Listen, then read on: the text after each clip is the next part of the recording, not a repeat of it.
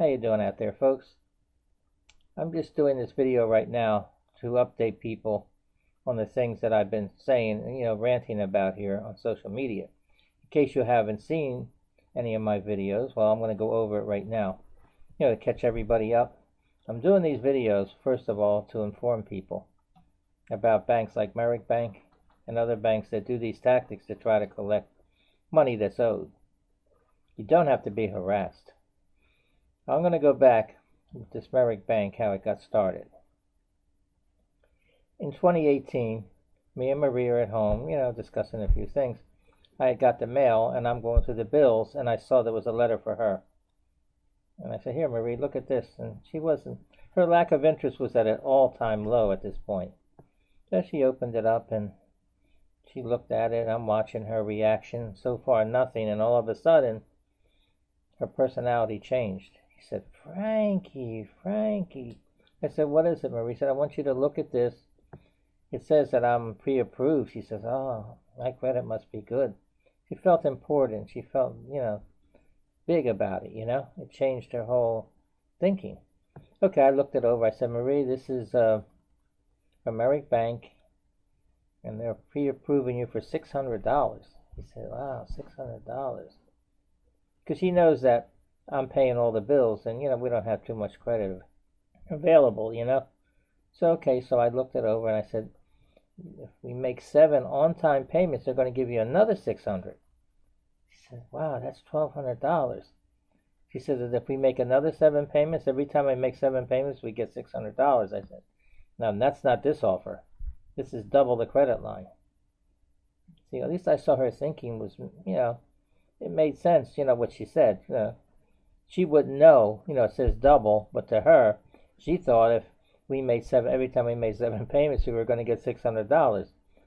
That would be a sweet deal. I mean, they'd never know. They may come up with triple the credit line. I don't know, but okay, back to this again. So I said, okay, we have to. She said, I want it. I said, okay, Maria, so what we have to do. Want to call on the phone, or do we want to do it on the computer? She said, can I mail it in? I said, no, they don't have that. Okay, so I went to the computer. She says, okay, let's do it on the computer. I set the computer up, and, got the offer up on the screen, and I set it up. I said, Marie, you want to punch in the information? She says, well, I know how to type. I said, okay, there's the keyboard, and I set it up. I set the cursor, for everything. So she typed the name, address, everything. She knew it, phone numbers and all. She knew all that. And then it came to a point, authorized user. She knew what to do. She said, oh, that's you.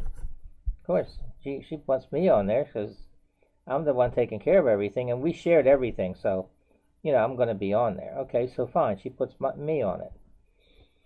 Then I look it over, and I think there's some box you got to check there, and it says something about you're going to give permission for them to call you on your cell phone, to service your account with text messages or even email or whatever. And I told her about it. She says, oh, I don't care about that. I want the card. And I said, well, they're not going to give it to you if you don't agree. She said, what do you mean?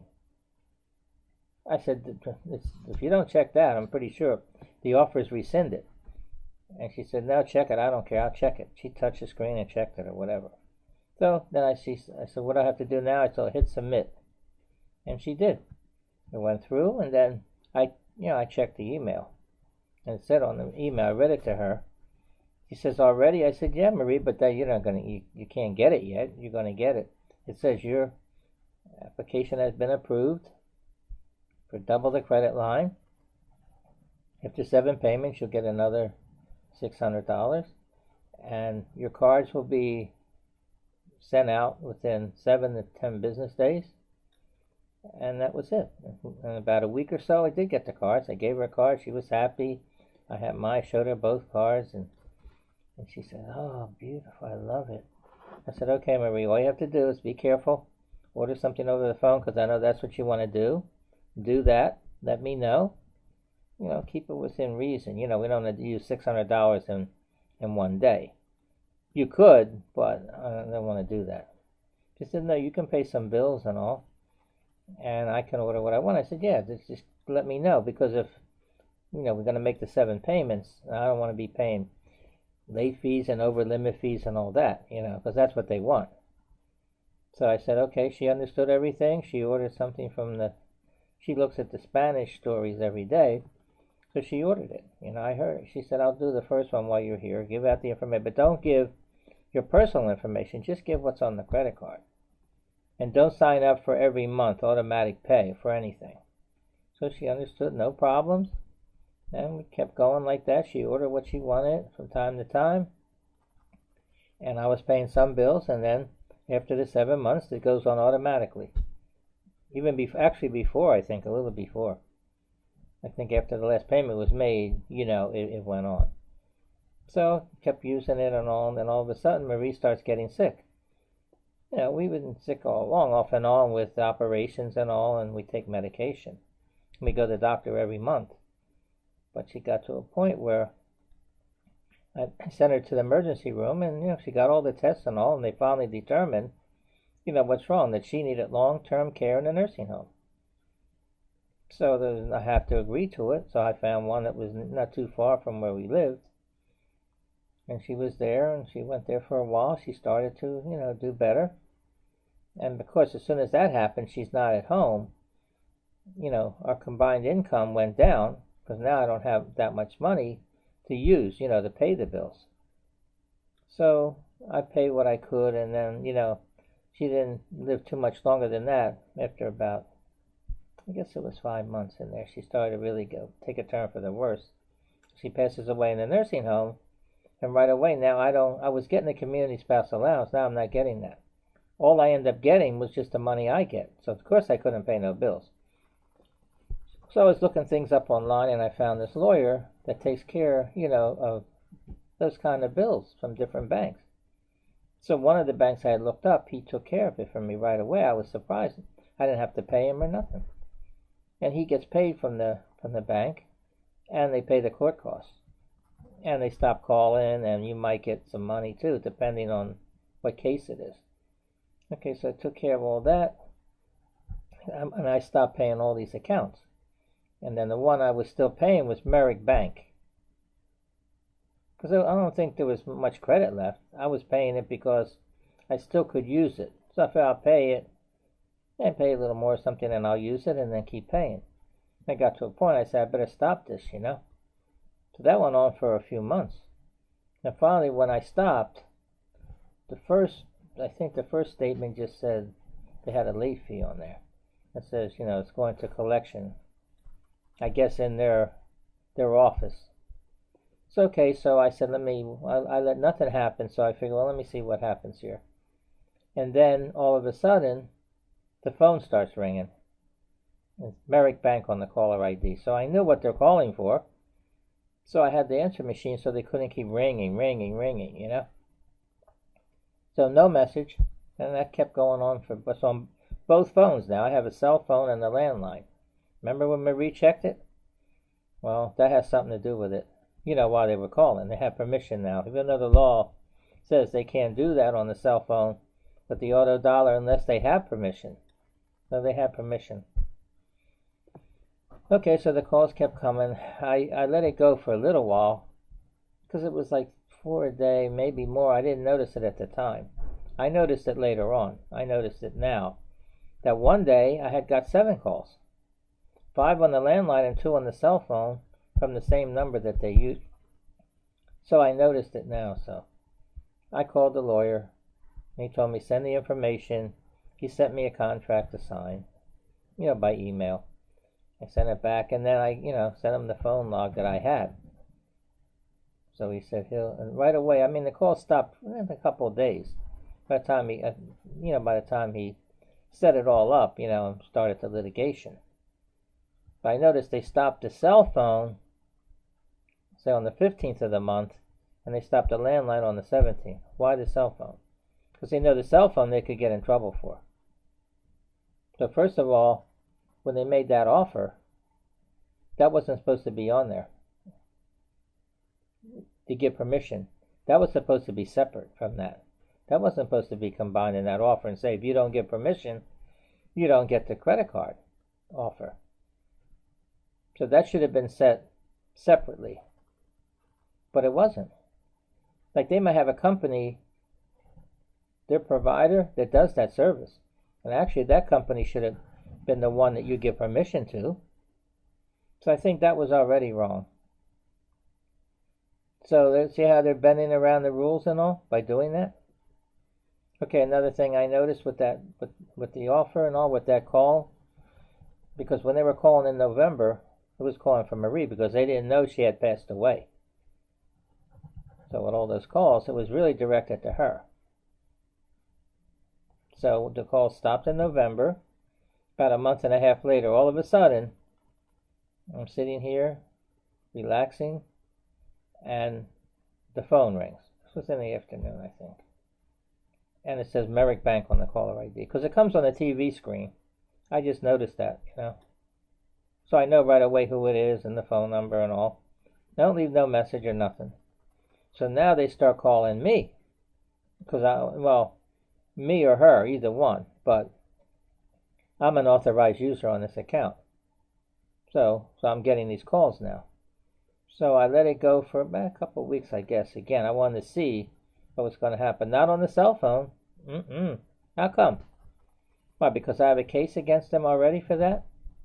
So they weren't going to go ahead and call on the cell phone, but they waited a month and a half before it started up. What's the reason for it, They're thinking what they do to try to reason it out, like I'm trying to make sense out of nonsense.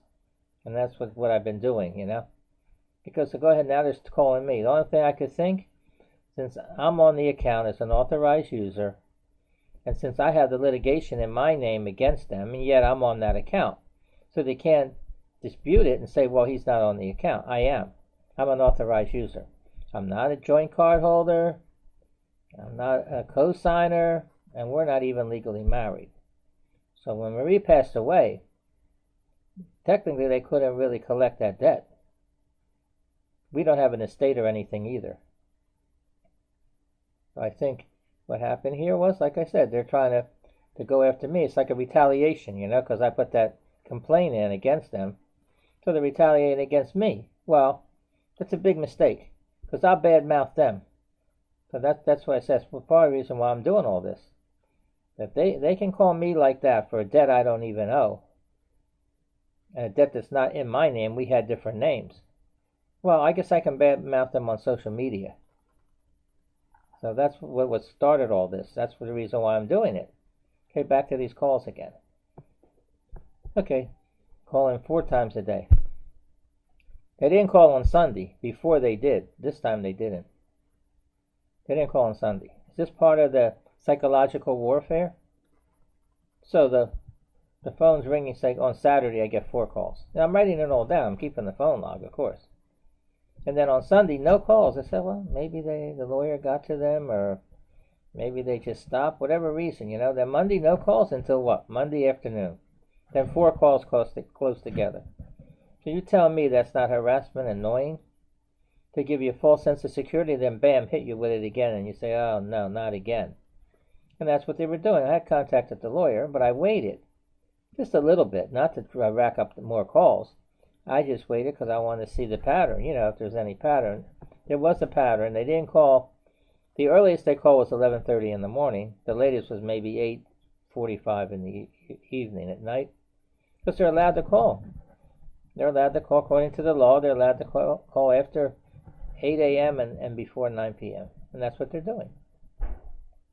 Now, they used 6 different numbers when they called. I'm just telling you all the things that occurred. 6 different numbers? They all go to the call center because I checked.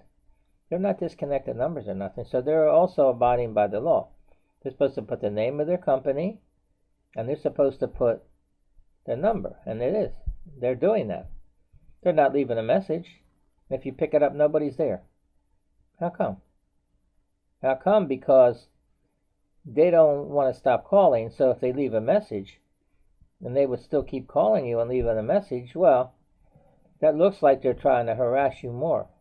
If they leave a message, usually you have a chance to return the call. But they're not doing none of that. So none of the calls I received in November 2019 or January 2020, none of those calls were dialed by a real person, So the only way to talk to a real person is call one of them numbers, and I did that, and I put it online. I did it. It's on one of these. I'll repeat the tweet. The when I called this customer service agent. So I called the number, one of the numbers. Here, another recording with a another robot. And it says on there, this call is being recorded for quality assurance. So if I don't want to be recorded, hang up. But I want to be recorded. I want them to hear what I have to say. So I knew. I waited. Picked up right away. One of the customer care representatives picked it up. She said Merrick Bank and her name, and then I said to her, "This call is being recorded for quality assurance." And she said, "I don't want to take it," or something. And all of a sudden, she changed her mind. I gave her the account information.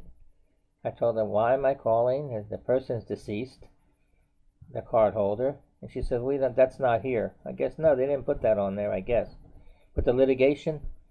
That's probably going through. They probably have the collection department, the legal department, the billing department. I guess they're not. Takes time for that to catch up, I guess. So it wasn't on there. So I said to this woman, I said, "How come you're not giving me condolences for my loss? All Merrick Bank cares about is their loss of the money, not the loss of a loved one." She says, "No, they don't care about the money." So I didn't go much further than that. I said, "Okay, that's about it for today," and I said goodbye. And during this call, asking me, she did say about a death certificate. I said, "Well, I have it. Of course I have it. I didn't decide to make that up. I just don't like the way she was so cold. As a customer service representative, she doesn't have the skills, I don't think. The way she treated me, she puts me on hold, rude, and with that funny music that they play. Then she comes back. She had to talk to somebody, And she said, "Yeah," that's when she told me about the death certificate. I said, "No, I'm going to have to, my lawyer, I'll have to ask him before I send that out, or whatever." She said, "You could do it by email." I said, "I have no way of doing that. So I could send you a copy, but I have to check with my lawyer." She says, "Okay. And is anything else?" And I said, "No." But I said, "In the meantime, if you want to keep calling me, I'm going to be bad-mouthing you on social media." She says, "Okay." Didn't even care. And that was it. But I recorded that call like I'm doing now, with a video.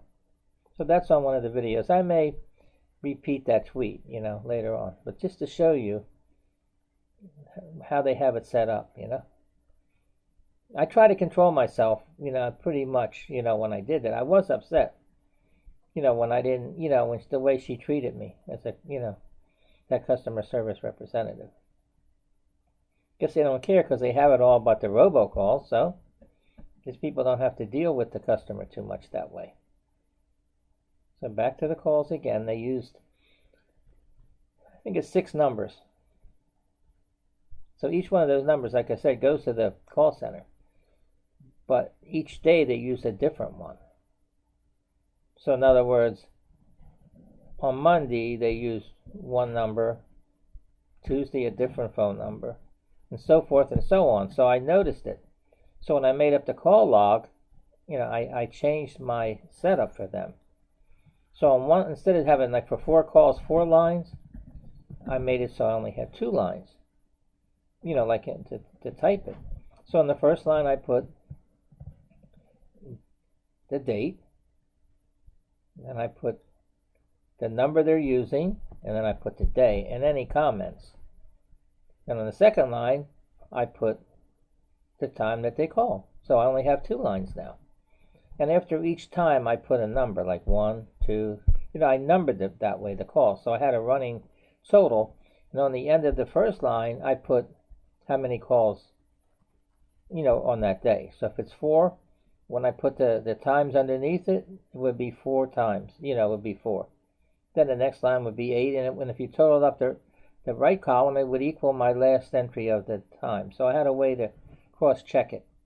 So back to the calls, I got over 80 calls in January on the landline now. And in November 2019, it was 19 on the cell phone, and I think it was 43 on the landline. Look at that. So they split it up, but still it's a lot of calls. And it would have been more, but I kept, I called a lawyer and it stopped. The second time, I told the lawyer, but I let it go for a couple of weeks already, of January. And then he started it up again with another, the whole information, he already had it. He already has the litigation in. And he says he'll reach out to them. And then fine, I let it go. Contact him again. He said he'll make them stop. Now the calls did stop. So again, by having a lawyer is very important, because he can contact them. And as an attorney, you're going to pay attention, because they have a legal department. And he's dealt with Merrick Bank, this lawyer. I know that because I looked it up. You look up Merrick Bank or any of these banks, they're going to have a couple screens, different boxes, and you're going to see ads. And lawyers put ads in there because they know there's going to be a lot of people that need help with that bank.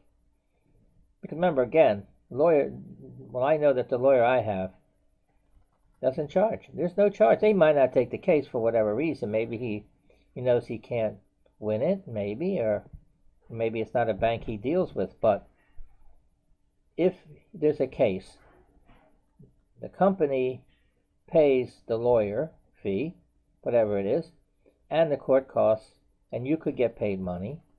The calls will stop, and you might even get your debt wiped off. They may even mark it paid.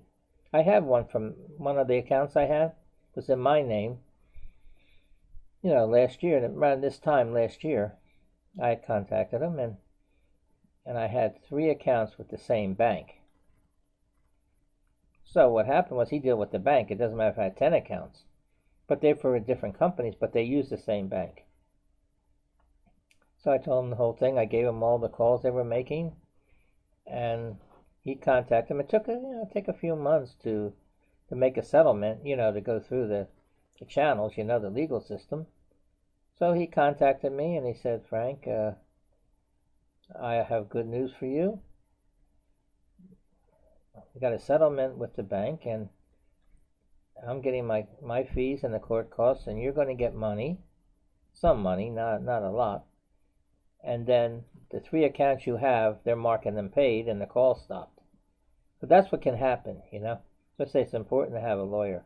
I have a track record with this lawyer. That's why I endorse him, and that's why I give him all these testimonials that I do every time I make a video. Because I really appreciate that, what he did for me, and he's still got a case now. So again, I'm going to give you his name and his phone number. So if you need to contact him, he's a consumer advocate attorney. Okay, his name is Paul Mankin, Mankin, and his number is 800-219-3577. I'll repeat that. 800-219-3577. That's a free consultation, so don't hesitate to call and just tell him, He has a secretary, but you can also leave a message, so it's a toll-free number. So you have nothing to lose by doing it. So you don't have to withstand all these calls. I'm giving you a good attorney that you can use. And that alone should help, Should stop the calls. In my case, it's a little bit different, because I had the litigation, and since Maria passed away, and I'm an authorized user, they're going after me, retaliating against me, I guess. Whatever it was, the call started up again after a month and a half. So anything can happen, It's an unusual situation, a little bit different. Because in this case, that account that Marie got in her name, like I said, she's the owner of that account. I'm just an authorized user, and our names are different. So Marie passes away, that account's uncollectible. That account is considered dead. But if that happens, what are they doing? Reviving that account? It's like a zombie debt. Now they're trying to collect it from me. They can try all they want, but they would have been better to just stop calling me in November like they did and leave it at that. And I wouldn't be doing all this. This has come about because of those calls in January that really woke up a sleeping lion, I'm not the person to do this kind of thing. I'm a person that likes to help people, and I don't look to do any harm. Probably what I'm saying here is like constructive criticism, for Merrick Bank. I'm probably helping them because it's making people afraid to be later they're going to get all those calls. And it's also probably making them, I don't know, it should make them think that they should try something different. Because this calling, what bothers me the most, you come up with laws, and all of a sudden they're bending the rules. Because it says you're not supposed to call somebody with the auto dollar, or text message them using that on the cell phone, but not the landline. Because I see on the landline, there's the caller ID comes up, and they're supposed to tell you who it is and their number. On the cell phone, a number might come up, and it might not be nothing but the number, or it might come up with Pennsylvania or whatever state, So when that happens, you don't really know who it is. It could come up restricted. Restricted means that they punched in, I think it's star 67. If you punch that in, then it comes up restricted, when you call somebody, or private or something like that. So you won't be able to even, if it says restricted, you can't go in and put it in your contacts and change restricted to Merrick Bank. You can't do that. But when they call on the number, you can. So that's what I was doing. They use the same numbers on the cell phone as the landline. So I went into the contacts in the cell phone and I changed it. That number, I put Merrick Bank. So when I come up on my cell phone, they come up Merrick Bank. So eventually I had them all come up on my cell phone and the landline. So I want to make sure I didn't miss any calls, by doing that. So that's pretty much the way it is. But again, you don't have to put up with it, But again, if you stop them from calling you, well, you still owe the debt. Unless they want to mark it paid. If you have a case, it's marked paid, and if someone tries to collect it, you can say, look, I don't owe that, they marked it paid. So you have to know all these things. You have to keep track. Again, I'll repeat, that phone log is very important, especially on the cell phone. Again, this giving permission and all that, it's hogwash. Because they're supposed to, give it separate, not the same. I repeated this again because it's not supposed to be on that offer, and it was. Because I know it was on that offer. Because I remember Marie asked me about it, when we were doing that. Now I noticed on the statement, because I was checking the statements that come in because of these late fees. Because these late fees, I think it's $39 now. And on the late fee, say it's due on the 15th, right? And they get the check on the 16th. Now you pay the late fee. But the bill doesn't come out to say the 22nd. You get the statement, it shows a late fee. But you have your payments on there too. If you call about that, usually they'll take it off if you've never been late. But that wasn't that way before. I don't know whether they're bending the rules again. Because before, if the late payment, like I said, if it was due on the 15th and you got it before the closing date is the 22nd, we'll say, well, then it wasn't late. Now, if the bill went out and they got the payment a day after that, then it was considered late. It wouldn't be on the statement you have the payment, so you know then you were late. So what I was doing, I paid over the phone. So if it was due on the 15th and I paid on the 15th, they counted it. So I couldn't get any late fees, so I was doing it that way. So they had to have the phone numbers, because I used the phone number to pay the bill every month. So I guess they captured it, so they had it anyway already, but I think that's how they get the numbers. Now back to the phone numbers again. Now on the statement, you have the part that you mail in. On the back of it, it has change of address and phone number. So say you want to change your phone numbers, it has the work phone number and the cell. How come it doesn't have the home? You know why? They're allowed to call you at home on the landline. So they want the work number because by doing this, it says it on there. You put those numbers on there on the change of address. You put the two phone numbers, work and cell. You're given the permission to call you at work and on your cell phone. It says it right on there when you put that on there. So again, they want to call you. And they want to call you on the cell phone. They're not satisfied just to call on the landline? I guess because they figure you might not have a landline. So that's the reason why. Well, they're keeping doing it. Like I said, to me, that's harassment, annoying. If you're receiving those calls, you don't have to keep putting up with it. I know when you have problems, the phone ringing doesn't help at all.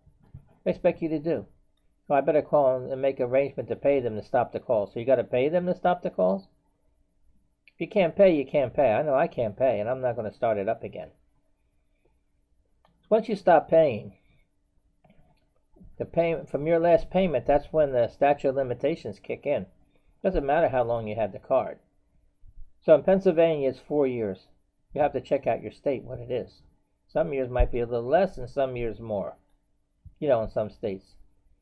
So that means 4 years from now, from my last payment, well, it's not in my name anyway, but if it was, it would be legally forgiven. So nobody could collect it, and you were forgiven. But it's from the last payment. Now you're going to start up again? Say a debt collector calls you a year later and tries to make an arrangement, and you decide to do it. And what happens if you can't pay if they decided to do that arrangement? Oh, they'll take off a couple $100 and you pay $10 a month or something like that. If you don't pay them, then they can go after you for it. And now the clock has been running again from the last payment. So you don't want to do that. You don't want to make no deals if it's the account is, trying to be collected. The only way, like I said, if you ever come into some money, I think the best thing to do would be to pay them off, but pay the bank you owe. Like if I owe Merrick Bank, I'm not going to pay the debt collector. I'm going to go back to Merrick Bank and see if I can make an arrangement and just pay them off. If you want to do it that way, that's the best way to do it. So I think all this information should be helpful to somebody out there. I'm pretty sure I'm not the only one that gets calls from a creditor or a debt collector, those harassing phone calls. Because that's what they do. Especially like companies like Merrick Bank. They're using these unethical tactics. And I know they have lawsuits, because I'm one of them. Right now it's in litigation. So I know that. So I think the best thing to do is get a lawyer, like I said. If you have any problems and you want those calls to stop, get a lawyer. He'll contact them. Make sure you get all the information, your phone log and everything. Again, I'll give you the lawyer that I have, because I really like him a lot. And this is my way of appreciation for all the help he's given me, And his name is Paul Mankin. That's Mankin. It's for a free consultation. You can call him at 800-219-3577. I'll repeat. That's 800-219-3577. And he has regular hours, but, there's a time difference. He's in California, and I'm in Pennsylvania. It's 3 hours different. So if you happen to call, and you're in a different time zone, you can leave a message, and he'll definitely call you back. And he has a secretary, too, during normal business hours. So keep all that in mind. He's in San Diego, and I'm in Philadelphia. It really doesn't matter, because it's done by email and done by mail. So since the laws are universal, so it applies. He can contact him. It doesn't matter where his location is. He still can represent you. Because I think Merrick Bank's lawyers, they're in California. The ones they use, and their office is not in California.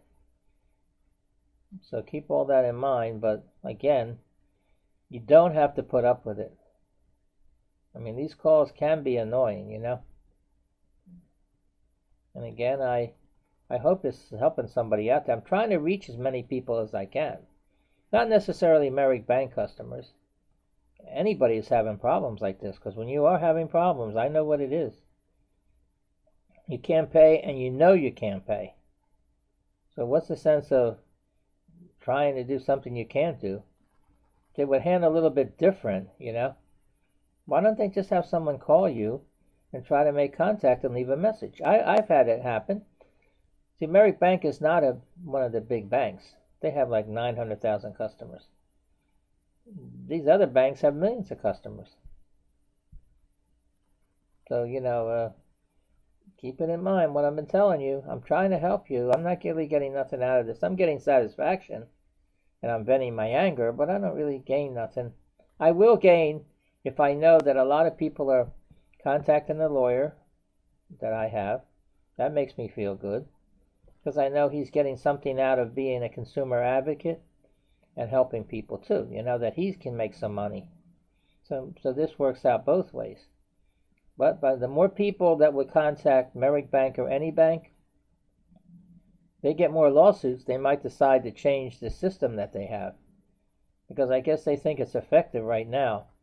With that call-in that they have set up, with that auto dial and all that, they think that that's the best thing going, whether you like it or not, huh?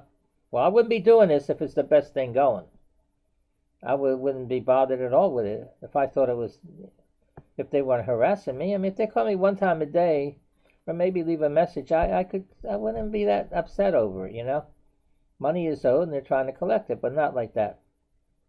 I mean, other banks I've dealt with, and they call you and leave a message, and a live person, right? And they tell you what is in reference to the business matter and all. I did it with one of the other banks. We both had an account. That was different because we each had our own account then. So I called back the lady and I told her, that's actually the lady that called was the same one I got. Because I guess that's her phone number. So you're dealing with a person who called you, not a robot. Okay, so I called her and she said, I'm sorry about your loss. Accept our condolences. I mean, right away, some compassion, And then I told her what happened and all, and she said, well, on Marie's account, we can forgive it, because we can't collect it from her, and you have your own account. And she said, all you have to do, when you get yourself straightened out, we'll give you 3 months, and we're not going to bother you and call you, see what you can do. If you contact us within 3 months, we can start the account up again. You can make payments. We'll take off the late fees, and we'll take off the finance charges. We'll adjust it to the, back when it was on time, and we'll also update your credit file. So that was it. That was all there was to it. So I haven't contacted them about paying my account, but if I could, I would. So, because they handled it properly. I mean, and that's why that bank is big, maybe 5 times bigger than Merrick Bank. That's the reason for it. And I bet they don't have lawsuits either. Very few. Because they're abiding by the law, and they're trying to work with you, and they're not harassing you. So maybe Merrick Bank can learn something from these other banks. Merrick Bank has been in business over 20 years. Maybe they're satisfied with it the way it is. Maybe they are, with what they're doing. There's always improvement. I mean, if someone like me is coming forward and doing all this on social media, maybe it'll get to them, Maybe they'll realize. Because, see, like I said before, they have a track record. And that call-in seems to be effective. To collect the money. It must be working, or they wouldn't be doing it. So for the cases like mine that they might not be able to collect, well, that's the cost of doing business, because they make enough money. And for all these accounts that they have to write off, they might sell some of them in bundles to debt collectors, to scavenger debt collectors, for pennies on the dollar. But this particular account, Marie's account, they're not allowed to do that. If she's deceased, that's supposed to be discarded. But, they still do it. I know that. They'll do things like that. So with all that said, that, Merrick Bank is doing good, I guess, or they wouldn't be doing this. But again, if the sound of my voice is getting to somebody out there that's having this problem, with Merrick Bank or any bank, what you need to do is get this lawyer I gave you and try to work it out, Try to get a case against them. If they get enough cases, they might say this is not such a good idea, harassing people, because it's going to cost them money. But they have legal fees too, and they also have a cost that they use for that service. The provider of that service that does that call-in, I think Merrick Bank probably hired somebody to do it, because you can look up online about robocalls. And if you had a business, you could pay that service to make the calls for you with a recording or whatever you want. See, they're not putting the recording when they call you for a lot of reasons, because there wouldn't be enough time. If they left a recording for everybody that they called, there wouldn't be enough time to make all those calls. If they had to hire a person to do it, the person couldn't dial like the way the robot does. Because you know what happens if they're dialing a number and the person picks it up and they start talking, that cuts down the amount of calls they can make. Plus, they have to take a break and all, so they're not going to dial as fast as a robot does. So that's why the robocalling is why they're using it, you know. It's evolved over the years, so keep it in mind. Those calls, and I don't think anybody wants their phone ringing like that. It's annoying. Because if you're expecting calls and all, well, of course, that's another thing. On the cell phone, you don't see it when it comes up. You see a number or a state. That's another reason why they do it. So on the landline, they know they have to put their name and number. So keep all this in mind. I think I'm said enough, and I have a lot of videos posted. And, you know, you can look up my name on YouTube. Punch in Frank Leeper in the search box, and all these videos will come up. Not just these, other ones too that I have. I'm just going to leave this video on this one thing that Marie told me when we were, when that application came in and I explained to her about making the 7 on-time payments. She said, I'm going to pray to St. Peter. I said, Marie, you pray to all the saints. She said, no, I'm going to tell St. Peter he can't call me because I owe my soul to Merrick Bank. So we wanted to pay it. And just like now, I said it in one of my videos, St. Peter can't call me because Merrick Bank is calling me. So I'm going to leave this video on that note. And I wish everybody that viewed this enjoyed it. And I have other ones out there you can check from time to time. I will be doing this until I decide I'm satisfied they're not going to call me anymore. Until it's settled, the case I have or cases are settled. So I want everybody to have a nice day, and I'll come up with other videos like this probably sooner than later.